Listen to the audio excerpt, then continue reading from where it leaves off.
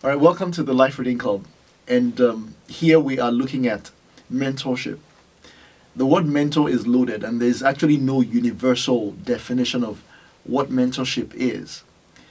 There are scholarly literature, there are faith-based literature, there are work-based, that is organizational-based definitions of mentorship. So if you start a new job, they will assign somebody to you to mentor you, to show you around, and it's a short thing.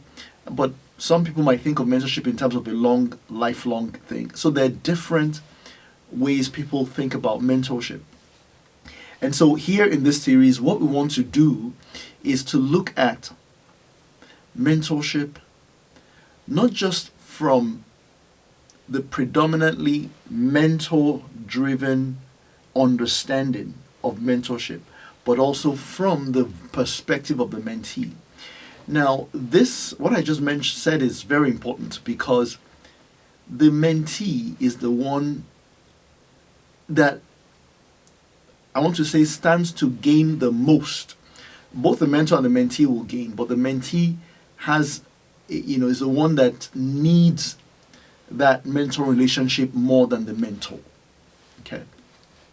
And so it's important to begin to hear their voices. Otherwise, if we only hear the voice of the mentor, what the mentor thinks works may not really work for the mentee.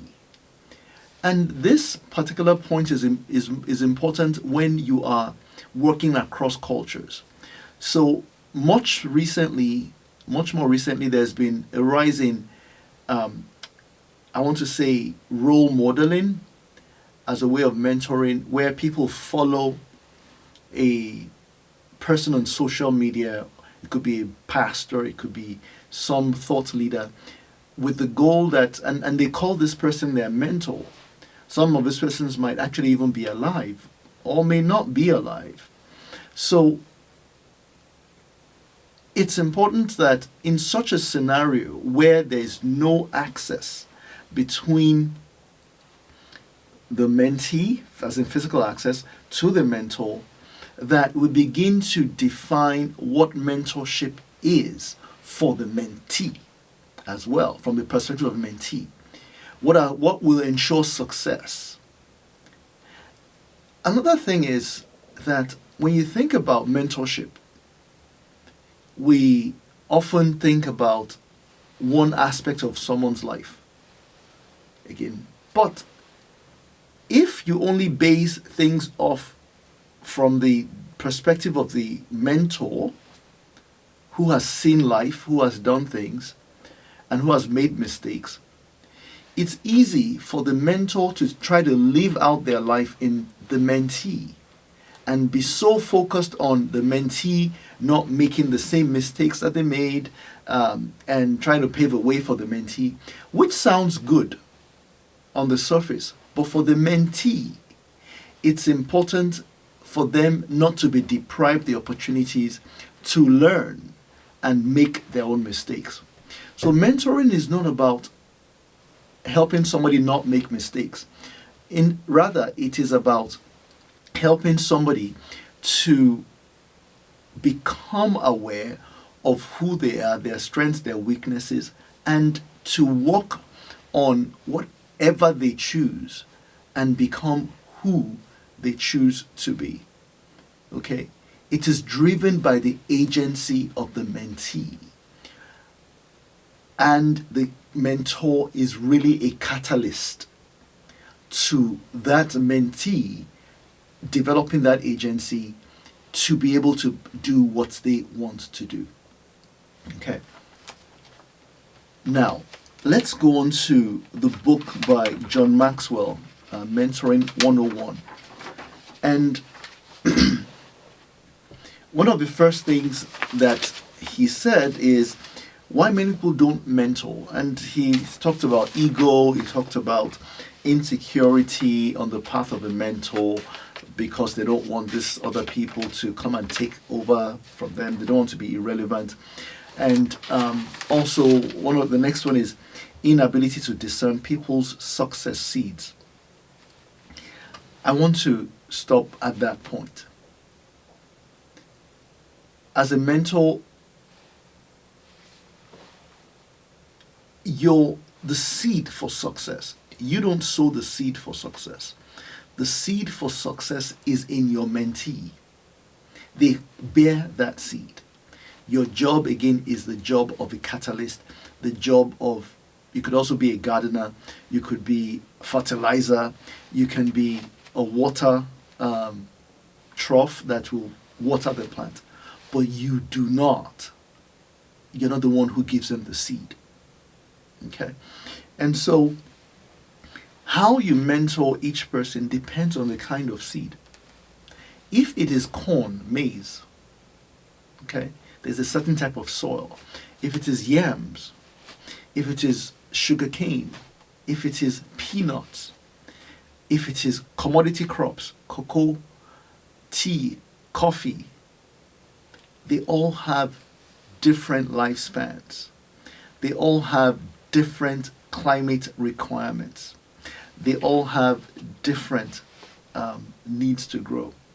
And so, as a mentor, your job is to help the mentee navigate to those things. Seeing the success seed in them and say, you have a maize seed. You have a vegetable seed. I think you have a cocoa seed. Now, I want to state this. A cocoa plant takes several years to grow. And in growing, it produces cocoa for a long time and you harvest. Now, that's a bigger plant and it yields profit in a different way.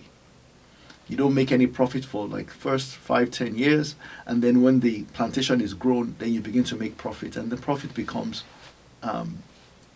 more.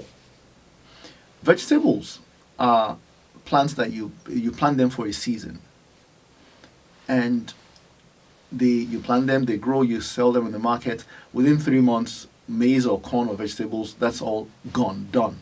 They've fulfilled the life cycle. I want to state this. Cocoa or vegetables, each one is called differently. The cocoa being longer is not better than the vegetables that have faster turnaround. So as a mentor, your goal is not to perpetuate yourself through your mentees. Your goal is to help them identify who they are and help them be comfortable in that area. Again, I'll say that again. Not everybody is cut out for long-term things. Some people run distance races. Some people run 100 meters. There are different specialties. There are different skills. They're different. They have different training requirements. So as a mentor, your job is to identify what kind of mentee I am working with. And then you can support them to be who God has called them or made them to be. Okay. So John Maxwell now says, what do you need to know as you start to mentor people? He says this: everyone wants to feel worthwhile. Again, do not put down the vegetable person for the cocoa person and say, you're just short term and we won't need you again in a week or in 3 months. Notice though that in those 3 months, that same little vegetable has made thousands and maybe hundreds of thousands of tiny seeds that makes sure that it will continue, its generations will continue.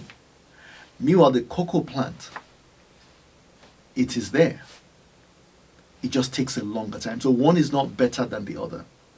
Again, don't try to make everybody like you, so much so that you put down one person because, oh, you are a vegetable person. I'm a cocoa type person.